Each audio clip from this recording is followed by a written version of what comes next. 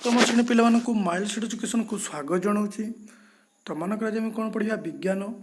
ବିଜ୍ଞାନର ପାର୍ଟ 4ରେ ଆମେ ଆଲୋଚନା କରିବା ତୁମ ପାଇଁ କାମ 16.4 ପାଖରୁ ପଢ଼ିବା, ଯେଉଁଟାକି ତୁମର ଅଛି ଆମ ରାଜ୍ୟ ଓ ଦେଶର ଜଙ୍ଗଲ ସମ୍ପଦ ବିଷୟରେ ପଢ଼ିବା।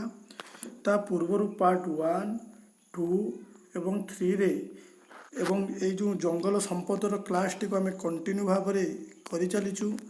ଯେଉଁମାନେ ବି ସେଇ କ୍ଲାସ୍ ଗୁଡ଼ିକୁ ଦେଖିନାଅ ଏବଂ ଆମ ସହ ନୂତନ ଭାବେ ଯୋଡ଼ି ହେଇଛ, ଆମ ଚ୍ୟାନେଲକୁ ପ୍ରଥମେ ସବସ୍କ୍ରାଇବ୍ କରିଦିଅ।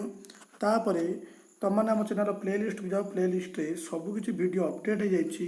ସବୁକିଛି ଭିଡ଼ିଓ ତୁମମାନେ କଣ୍ଟିନ୍ୟୁ ଭାବରେ ଦେଖ ଏବଂ ଲାଇକ୍ କର, ସାଙ୍ଗମାନଙ୍କ ସହିତ ସେୟାର କରିଦିଅ। ଯଦି କିଛି ଡାଉଟ୍ ହେଉଛି ଡେସ୍କ୍ରିପସନ୍ ବକ୍ସରେ ଟେଲିଗ୍ରାମ ଚ୍ୟାନେଲ ଲିଙ୍କ୍ ଅଛି। ଟେଲିଗ୍ରାମ ଚ୍ୟାନେଲ ତୁମେ ଜଏନ୍ ହୋଇ ସବୁକିଛି ଡାଉଟ୍ ମଧ୍ୟ କ୍ଲିୟର ହୋଇପାରିବ। ତ ପିଲାମାନେ ଆଉ ଲେଟ୍ କରିବାନି, କ୍ଲାସ୍ଟିକୁ ଆରମ୍ଭ କରିନେବା। ତୁମ ପାଇଁ କାମ 16.4। ଦେଖ ପିଲାମାନେ, ରେଡ଼ି? ସମସ୍ତେ ରେଡ଼ି? ୟେସ୍ ଅର୍ नो? ୟେସ୍। ଚାଲ। ଜଙ୍ଗଲ କିପରି ପ୍ରାକୃତିକ ଭାରସାମ୍ୟ ରକ୍ଷା କରେ ଦେଖାଇବା ପାଇଁ ପୂର୍ବ ପୃଷ୍ଠାରେ ଦିଆଯାଇଥିବା ଚକ୍ର ପରି ଆଉ କେତୋଟି ଚକ୍ର ସାଙ୍ଗମାନଙ୍କ ସହିତ ଆଲୋଚନା କରି ତିଆରି କର, ତୁମ ଶ୍ରେଣୀ କାନ୍ଥରେ ଝୁଲାଅ। ତୁମ ପାଇଁ କାମ ଦିଆଯାଇଛି, କରିବ। ଏବେ ଆସି ପଢ଼ିବା ଆମ ରାଜ୍ୟ ଦେଶର ଜଙ୍ଗଲ ସମ୍ପଦ ବିଷୟରେ ପଢ଼ିବା। ଆମ ଦେଶ ଭାରତବର୍ଷ ଇଂରେଜ ଶାସନରୁ ସ୍ୱାଧୀନତା ହେବା ସମୟରେ ଏହାର ପ୍ରାୟ 45% ଭୂମି ଜଙ୍ଗଲ ଦ୍ୱାରା ଆବୃତ ଥିଲା। ଯେତେବେଳେ ଆମ ଦେଶ ଭାରତ ଇଂରେଜ ଶାସନରୁ ସ୍ୱାଧୀନ ହେଲା, ସେହି ସମୟରେ କେତେ ଥିଲା? 45% ଜଙ୍ଗଲ କ'ଣ ପୃଥିବୀ ଆମର ଯେଉଁ ଭାରତରେ ଆଦୃତ ହୋଇ ରହିଥିଲା। କ୍ରମାନ୍ୱୟରେ ହ୍ରାସ ପାଇ ଆଜି 22%କୁ ଖସିଯାଇଛି। ଅର୍ଥାତ୍ 45 ଥିଲା, ଆଜି ଅଛି କେତେ? 22। ଏହାର ଅର୍ଥ 23% ମାନେ କ'ଣ ଜଙ୍ଗଲ କ୍ଷୟ ହୋଇଯାଇଛି ବା କମିଯାଇଛି। ଏକ ସର୍ବେକ୍ଷଣ ଅନୁଯାୟୀ ପ୍ରତିଦିନ ଆମ ଦେଶରେ ହାରାହାରି 375 ବର୍ଗ କିଲୋମିଟର ଜଙ୍ଗଲ ନଷ୍ଟ ହେଉଛି। ତ ଗୋଟେ ଅନ୍ୱେଷଣ କରାଯାଇଛି ଯେ ପ୍ରତିଦିନ ଆମ ଦେଶରେ 375 ବର୍ଗ କିଲୋମିଟର ଜଙ୍ଗଲ ନଷ୍ଟ ହେଉଛି। ବୁଝିପାରୁଛ? ତ ସେହିପରି ଆମ ରାଜ୍ୟ ଓଡ଼ିଶାରେ 2005 ମସିହାରେ ପ୍ରାୟ 58 ଲକ୍ଷ, ଠିକ୍ ଅଛି, 13,623 ବର୍ଗ କିଲୋମିଟର ପ୍ରାୟ 37.74% ଭୂମିର ଜଙ୍ଗଲ ଥିଲାବେଳେ ଏହା ହ୍ରାସ ପାଇ 2008 ମସିହା ବେଳକୁ 48,374 ବର୍ଗ କିଲୋମିଟର ବା 31.07 ଭାଗକୁ କମିଗଲାଣି। ତ 2005 ମସିହାରେ କେତେ ଶତାଂଶ ଥିଲା? ନା 37.74% ମାନେ ଭୂମି ଜଙ୍ଗଲରେ ଥିଲା। 2008 ବେଳକୁ ମାନେ 2005ରୁ 2008 ମାନେ 3 ବର୍ଷ ଭିତରେ ସେ କ'ଣ ହେଇଛି ନା 31 ହେଇଯାଇଛି, 6% କମିଯାଇଛି। ବୁଝିପାରୁଛ ନା ବୁଝିପାରୁନ? ତ ଏବେ ଏହା ଫେବୃଆରୀ 2013 ମସିହା ସୁଦ୍ଧା 48,855 ବର୍ଗ କିଲୋମିଟର ବା 31.38% ହୋଇଯାଇଛି। ମାନେ ବୁଝିପାରୁଛ ନା ବୁଝିପାରୁନ? କୁହ କେତେ କମୁଛି ଜଙ୍ଗଲ, ହ୍ରାସ ଘଟୁ, ଜାଣିପାରୁଛ ତ? ତ ପୃଥିବୀରେ ଆଦିମ କାଳରୁ ଯେତିକି ଜଙ୍ଗଲ ଥିଲା ତହିଁରେ 80% ଜଙ୍ଗଲ ନଷ୍ଟ ହୋଇସାରିଛି। ତ ପୃଥିବୀ ପୃଷ୍ଠରେ ଆଦିମ କାଳରୁ ଯେତେବେଳେ ଆଦିମାନବ ବାସ କରୁଥିଲେ ସେହି କାଳରୁ ଯେତିକି ଜଙ୍ଗଲ ଥିଲା ତାର 80% ଜଙ୍ଗଲ ନଷ୍ଟ ହୋଇସାରିଛି। ଏକ ହିସାବରୁ ଜଣାପଡ଼େ ଯେ ଆମ ଦେଶର ଜଙ୍ଗଲରୁ ବାର୍ଷିକ ପ୍ରାୟ 40,000 କୋଟି ଟଙ୍କା ମୂଲ୍ୟର ଜାଳେଣି କାଠ, କାଠଗଣ୍ଡି, ଔଷଧୀୟ ବୃକ୍ଷ, ଝୁଣା, ମହୁଲ, ବାଉଁଶ, କେନ୍ଦୁପତ୍ର, ଲାଖ ଇତ୍ୟାଦି ଜିନିଷ ମିଳେ। ପିଲାମାନେ ଦେଖ, ଜଙ୍ଗଲ ଆମ ରାଜସ୍ୱ, ଆମ ଅର୍ଥନୀତିକୁ ସୁଦୃଢ଼ କରୁଛି କିଏ? ଜଙ୍ଗଲ। ତାପରେ ବି ଆମେ ଅବାଧର ଜଙ୍ଗଲ କାଟୁଛୁ। ଜଙ୍ଗଲଟା ମନୁଷ୍ୟର ଜୀବନଯାପନ ପାଇଁ କ'ଣ ଗୋଟେ ଗୁରୁତ୍ୱପୂର୍ଣ୍ଣ ଭୂମିକା। ବୁଝିପାରୁଛ ନା ବୁଝିପାରୁନ? କୁହ। ତେଣୁ ସେଇଥିରୁ ଆମ ସରକାର ବା ଆମ ଦେଶର ଆର୍ଥିକ ଉନ୍ନତି 40,000 କୋଟି ଟଙ୍କା ହେଉଛି ବିଭିନ୍ନ ଉପାୟରେ, ଯଥା ଜାଳେଣି କାଠ, କାଠଗଣ୍ଡି, ଔଷଧୀୟ ବୃକ୍ଷ, ତାପରେ ଆମ ଝୁଣା, ମହୁଲ, ବାଉଁଶ, କେନ୍ଦୁପତ୍ର ଓ ଲାଖ ଇତ୍ୟାଦି ଜିନିଷ। ଏହା ବ୍ୟତୀତ ଜଙ୍ଗଲରୁ ମିଳୁଥିବା ଅମ୍ଳଜାନ, ଅଙ୍ଗାରକାମ୍ଳ ବିନିଯୋଗ ସମଗ୍ର ଜୀବଜଗତ ପାଇଁ ଖାଦ୍ୟ, ବର୍ଷା, ମୃତ୍ତିକା ସଂରକ୍ଷଣରେ ସହାୟତା ପରି ଉପକାରର ମୂଲ୍ୟ କଳନା କଲେ ତାହା 40,000 କୋଟି ଟଙ୍କାରୁ ଅଧିକ ହେବ। 40,000 କୋଟି ଟଙ୍କା ତ ଆମର ବାର୍ଷିକ ମିଳୁଛି ବିଭିନ୍ନ ପ୍ରକାର ଜିନିଷରୁ। ତାପରେ ଅମ୍ଳଜାନ ଆମକୁ ଜୀବନ ବଞ୍ଚେଇ ରଖୁଛି, ଅଙ୍ଗାରକାମ୍ଳ ଗଛମାନଙ୍କୁ ବଞ୍ଚେଇ ରଖୁଛି, ସମଗ୍ର ଜୀବଜଗତ ପାଇଁ ଖାଦ୍ୟ ଯୋଗାଉଛି, ବର୍ଷା ଯୋଗାଉଛି, ମୃତ୍ତିକା ସଂରକ୍ଷଣ କରୁଛି। ଏସବୁ ଯେଉଁ ଉପକାର ମୂଲ୍ୟ, ଯଦି ଏସବୁକୁ ଆମେ ପଇସାର ତୁଳନା କରିବା 40,000 କୋଟିରୁ ଅଧିକ ହେଇଯିବ। ବୁଝିପାରୁଛ? ଜଙ୍ଗଲ ଆମର କେତେ ଓ କିପରି ଉପକାର କରେ ଏଥିରୁ ତୁମେ ଅନୁମାନ କର। ହେଲା, ତ ଯେଉଁ ଜଙ୍ଗଲ ଆମର ଏତେ ଉପକାର କରୁଛି ତାକୁ ଆମେ ନିଜେ ଧ୍ୱଂସ କରି ଚାଲିଛୁ। ଜଙ୍ଗଲ କ୍ଷୟ ହେବା ଯୋଗୁଁ ଆମ ଦେଶରେ ବାଘ, ବଣୁଆ ଗଧ, କାଶ୍ମୀରୀ ସମ୍ବର, କସ୍ତୁରୀ ମୃଗ, ବାଲି ହରିଣ, ରଣା ସାପ, ଶଙ୍ଖଚିଲ, ଶାଗୁଣା, ଘରଚଟିଆ ପରି ପ୍ରାଣୀମାନେ ସଂଖ୍ୟା ଦ୍ରୁତ ଗତିରେ ହ୍ରାସ ପାଇବାରେ ଲାଗିଛି। ଏଇସବୁ ଯେଉଁ ବିଲୁପ୍ତ ହେଇଗଲେଣି, ହେଲା, ଏମାନେ କ'ଣ ହେଇଗଲେଣି? ବିଲୁପ୍ତ ହେଇଗଲେଣି, ବିଲୁପ୍ତ ପ୍ରାୟ ପ୍ରାଣୀ ଏମାନେ ସବୁ।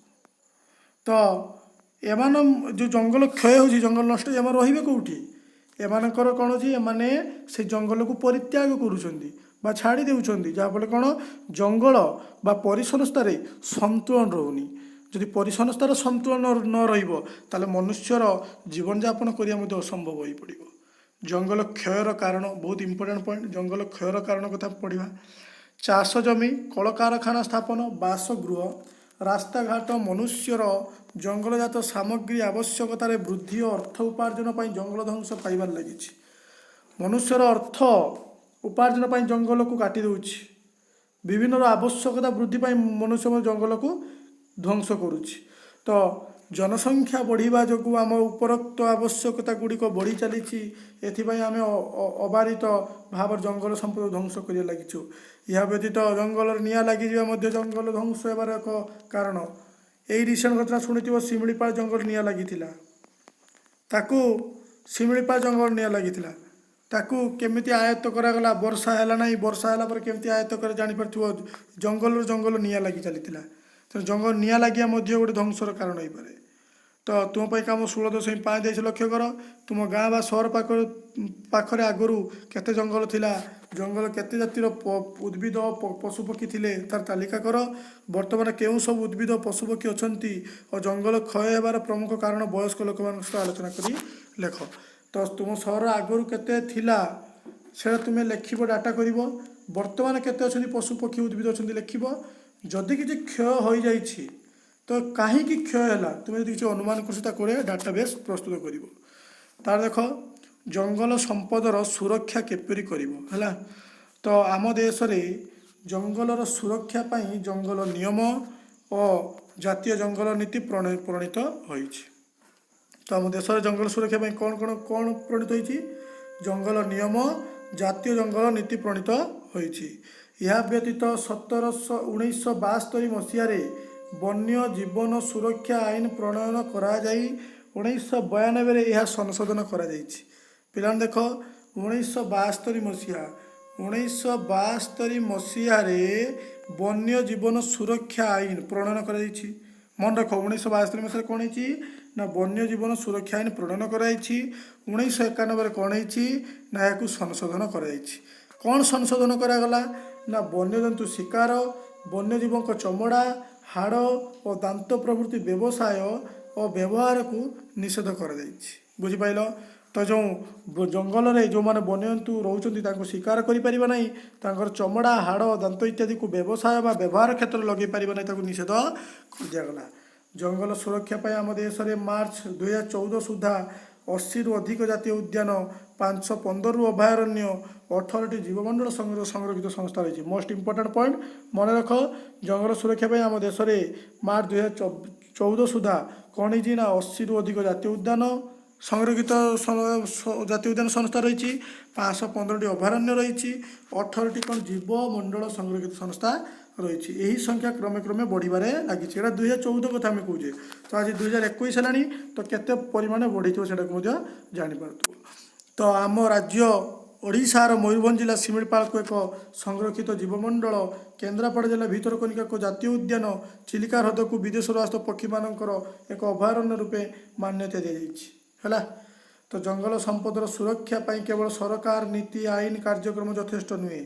ଏହି ଆଇନ କାର୍ଯ୍ୟକ୍ରମ ଗୁଡ଼ିକ ସଫଳ ଓ ଫଳପ୍ରଦ ଭାବରେ କରିବା ପାଇଁ ସମସ୍ତ ମନ ସଚେତନ ସୃଷ୍ଟି ହେବା ଦରକାର ଏବଂ ଆମେ ସମସ୍ତେ ମିଶି ଏଥିପାଇଁ ପଦକ୍ଷେପ ନେବା ଆବଶ୍ୟକ। ସରକାର ତ ନୀତି ଆଇନ କାର୍ଯ୍ୟକ୍ରମ ଗୁଡ଼ିକ ଦେଇଦେଲେ, ତାକୁ ଯଦି ଆମେ ନ ମାନିବା, ତାକୁ ଯଦି ଆମେ ପଦକ୍ଷେପ ଗୁଡ଼ିକ ଆମେ ଗ୍ରହଣ ନ କରିବା, ଆମର କ'ଣ ମନୋଭାବ ଚିନ୍ତାଧାରାକୁ ଯଦି ଆମେ କ'ଣ ଚେଞ୍ଜ ନ କରିବା, ତ ତାହେଲେ କ'ଣ ହେଇଯିବ, କିମ୍ବା ଆମେ ସଚେତନ ଯଦି ନ ହେବା, ତାହେଲେ ଜଙ୍ଗଲ ଦିନକୁ ଦିନ ଧ୍ୱଂସ ପାଇଯିବ ଏବଂ ଆମର ଜଙ୍ଗଲ ଧ୍ୱଂସ ପାଇବା ସହିତ ଆମେ ଜୀବନ ବଞ୍ଚିବା ବହୁତ କଷ୍ଟକର ହୋଇପଡ଼ିବ। ତୁମ ପାଇଁ କାମ 16.6ରେ କ'ଣ ଦେଇଛି ଲକ୍ଷ୍ୟ କର। ଜଣେ ଶିକ୍ଷିତ ସଚେତନ ବ୍ୟକ୍ତି ରୂପରେ ଜଙ୍ଗଲ ସମ୍ପଦ ସୁରକ୍ଷା ପାଇଁ କେଉଁ ସବୁ ପଦକ୍ଷେପ ନେଇପାରିବ ଓ ଶିକ୍ଷକ, ପିତାମାତା, ସହପାଠୀଙ୍କ ସହ ଓ ସାଙ୍ଗସାଥୀଙ୍କ, ଜଙ୍ଗଲ ବିଭାଗ କର୍ମଚାରୀ ଓ ଅନ୍ୟମାନଙ୍କ ସହ ଆଲୋଚନା କରି ଲେଖ। ହେଲା, ଗୋଟେ ଶିକ୍ଷିତ ସଚେତନ ବ୍ୟକ୍ତି ତୁମେ ଯଦି ହେବ, ଜଙ୍ଗଲ ସୁରକ୍ଷା ପାଇଁ କ'ଣ କ'ଣ ପଦକ୍ଷେପ ନେଇପାରିବ, ହେଲା, ତା ବିଷୟରେ ତୁମେ ଲେଖିବ। ସେହି ପଦକ୍ଷେପ ଗୁଡ଼ିକ ମଧ୍ୟରୁ ତୁମ ସାମର୍ଥ୍ୟ ମୁତାବକ କାମ କର। ଯେପରି ପ୍ରତିବର୍ଷ ତୁମେ କିଛି ଆମ୍ବ, ପଣସ, ନିମ୍ବ, ଜାମୁକୋଳି, କରଞ୍ଜ ଇତ୍ୟାଦି ଗଛ ଲଗାଅ। ସେହି ଗଛ ଗୁଡ଼ିକର ବଡ଼ ହେବା ପର୍ଯ୍ୟନ୍ତ ତାହାର ଯତ୍ନ ନିଅ। ଜଙ୍ଗଲ କ୍ଷୟ ରୋକିବା ସହ ନୂତନ ଜଙ୍ଗଲ ସୃଷ୍ଟି କରିବା ପାଇଁ ଆମର ନୈତିକ ଦାୟିତ୍ୱ ଅଟେ। ସେଥିପାଇଁ ସାମାଜିକ ବନୀକରଣ ପ୍ରକଳ୍ପକୁ ଅଧିକ ସକ୍ରିୟ କରିବାକୁ ପଡ଼ିବ। ବୁଝିପାରୁଛ? ତ କ୍ଲାସ୍ଟି ତୁମର ଏଣ୍ଡ ହେଇଗଲା। ତ ୟାର ଅଭ୍ୟାସଟି ତୁମମାନେ କଣ୍ଟିନ୍ୟୁ ଭାବରେ କରିବ ଏବଂ ମୋତେ ତୁମମାନେ ଟେଲିଗ୍ରାମ ଚ୍ୟାନେଲ ସେଣ୍ଡ କର। ଯଦି କିଛି ଡାଉଟ୍ ହେଉଛି ମୋତେ ପଚାର, ମୁଁ ଟେଲିଗ୍ରାମ ଚ୍ୟାନେଲ ତୁମର ଡାଉଟ୍ କ୍ଲିୟର କରିବା ପାଇଁ ଚେଷ୍ଟା କରିବି। ତ ବିଷୟଟି କମ୍ପ୍ଲିଟ୍ ହେଇଗଲା। ତ କ୍ଲାସ୍ଟି କେମିତି ଲାଗିଲା କମେଣ୍ଟ ମାଧ୍ୟମରେ ଜଣାଅ। ଯଦି ଭଲ ଲାଗିଛି ଲାଇକ୍ କର, ସାଙ୍ଗମାନଙ୍କୁ ସେୟାର କରିଦିଅ। ପରବର୍ତ୍ତୀ କ୍ଲାସ୍ରେ ଆମେ ନୂତନ ବିଷୟ ଆରମ୍ଭ କରିବା। ଧନ୍ୟବାଦ। ଜୟ ଜଗନ୍ନାଥ।